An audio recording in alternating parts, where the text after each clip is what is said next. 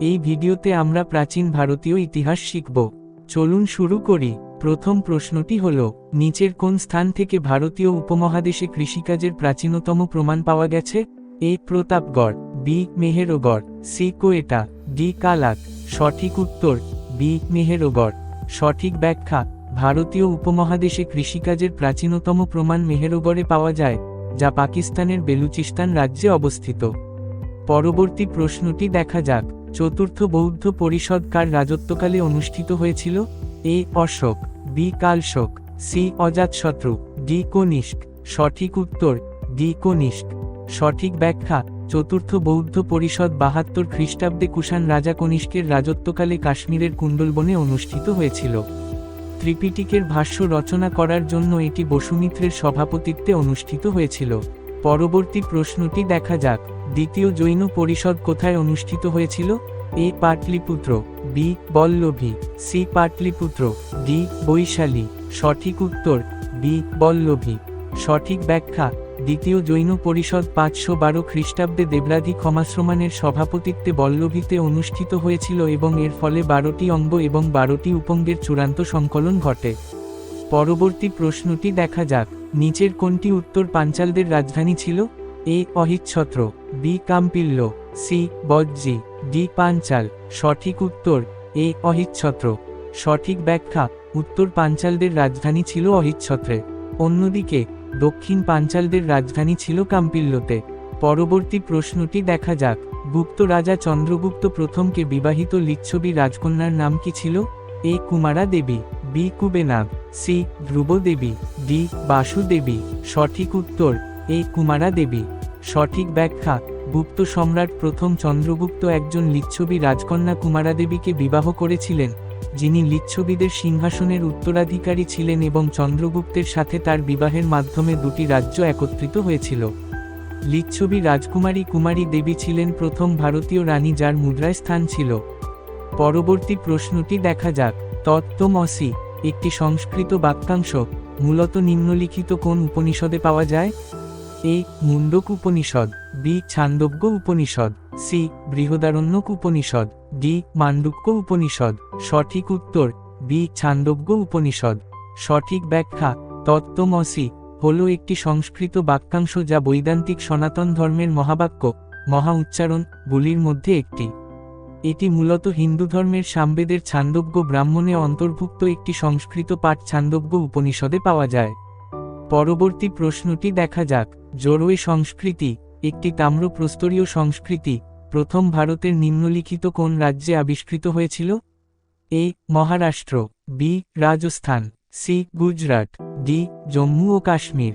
সঠিক উত্তর এ. মহারাষ্ট্র। সঠিক ব্যাখ্যা: জোরওয়ে হল মহারাষ্ট্রের আহমেদনগর জেলার গোদাবরী নদীর তীরে অবস্থিত একটি গ্রাম এবং একটি প্রত্নতাত্ত্বিক স্থান। এই স্থানটি প্রথম খনন করা হয়েছিল ১৯৫০-৫১ সালে হাসমুখ ধীরাজলাল সাংকালিয়া এবং শান্তরাম ভালচন্দ্র দেওর নির্দেশে। পরবর্তী প্রশ্নটি দেখা যাক। অশোকের দ্বিভাষিক শিলালিপিতে নিম্নলিখিত দুটি ভাষার মধ্যে কোনটি অন্তর্ভুক্ত ছিল? এ. ব্রাহ্মী ও আরামাইক, বি. ব্রাহ্মী, গ্রিক ও আরামাইক, সি. ব্রাহ্মী ও হায়ারোগ্লিফিক্স, ডি. উপরের কোনটিই নয়। সঠিক উত্তর বি. ব্রাহ্মী, গ্রিক ও আরামাইক। সঠিক ব্যাখ্যা: অশোক ৪টি লিপি ব্যবহার করেছিলেন। প্রাকৃত শিলালিপির জন্য ব্যবহৃত লিপিগুলি ছিল ব্রাহ্মী ও খরষ্ঠী এবং অন্যগুলির জন্য গ্রিক ও আরামাইক। পরবর্তী প্রশ্নটি দেখা যাক। নিম্নলিখিতগুলির মধ্যে কোনটি সঠিকভাবে মিলছে না? এ. মৌর্য সাম্রাজ্য চন্দ্রগুপ্ত মৌর্য, বি. শুঙ্গ রাজবংশ পুষ্যমিত্র শুঙ্গ, সি. সাতবাহন রাজবংশ গৌতিপুত্র সাতকর্ণী, ডি. সবগুলিই সঠিক। সঠিক উত্তর সি. সাতবাহন রাজবংশ গৌতিপুত্র সাতকর্ণী। সঠিক ব্যাখ্যা: শতবাহন রাজবংশের প্রতিষ্ঠাতা ছিলেন সিমুক, গৌতিপুত্র সাতকর্ণী নন। পরবর্তী প্রশ্নটি দেখা যাক। নিম্নলিখিতগুলির মধ্যে কে শূন্যের গুরুত্ব জানতেন বলে মনে হয়? A. Bhaskaracharya, B. Aryabhata, C. Baudhayana, D. উপরের কোনটিই নয়। সঠিক উত্তর এ. ভাস্করাচার্য। সঠিক ব্যাখ্যা: আর্যভট্ট হলেন ভারতের ধ্রুপদী যুগের প্রথম মহান গণিতবিদ এবং জ্যোতির্বিদ। তিনি ৪৭৬ খ্রিস্টাব্দে অসমাকে জন্মগ্রহণ করেছিলেন। আর্যভট্ট বিশ্বকে ০০ সংখ্যাটি দিয়েছিলেন, যার জন্য তিনি অমর। হয়েছিলেন। পরবর্তী প্রশ্নটি দেখা যাক। ভারতীয় পুরাণ অনুসারে ভারতের রাষ্ট্রবিজ্ঞানের উপর প্রাচীনতম গ্রন্থ কোনটিকে বিবেচনা করা হতো? এ. দণ্ডনীতি, বি. বহুদন্তক, সি. বরহস্পত্য শাস্ত্র, ডি. উপরের কোনটিই নয়। সঠিক উত্তর ক. দণ্ডনীতি। সঠিক ব্যাখ্যা: দণ্ডনীতি ঐতিহ্যগতভাবে ভারতের রাষ্ট্রবিজ্ঞানের উপর প্রাচীনতম গ্রন্থ হিসেবে বিবেচিত হয়। যদিও আজ কোনো প্রকৃত দণ্ডনীতি ধর্মগ্রন্থ টিকে নেই, মহাভারত এবং অর্থশাস্ত্রের মতো বেশ কয়েকটি ভারতীয় ধর্মগ্রন্থে এর উল্লেখ রয়েছে, যা প্রাচীনকালে এর অস্তিত্ব এবং গুরুত্ব নির্দেশ করে। এটি মূলত কার্যকর শাসনের জন্য শাস্তির শিল্পের উপর দৃষ্টি নিবদ্ধ করে বলে বিশ্বাস করা হয়, যা প্রাচীন ভারতীয় রাজনৈতিক দর্শনের একটি উল্লেখযোগ্য অংশকে নির্দেশ করে। এই ধরনের ভিডিও পেতে হলে প্রথমে আমাদের চ্যানেলটি সাবস্ক্রাইব করুন এবং আমাদের অ্যাপটিতে বিনামূল্যে অ্যাক্সেস পান, যেখানে আপনি বিনামূল্যে অধ্যয়নের উপকরণ এবং প্রচুর বিনামূল্যে অনুশীলন সেট পাবেন। আপনি যদি আসন্ন এসএলএসটি ইতিহাসের জন্য নিজেকে পরীক্ষা করতে চান, তাহলে আপনার আমাদের রেক্টর একাডেমি অ্যাপটি ডাউনলোড করা উচিত।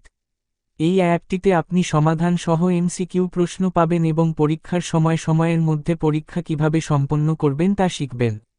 পরবর্তী ভিডিও ক্লাস খুব শীঘ্রই আপলোড করা হবে। ধন্যবাদ।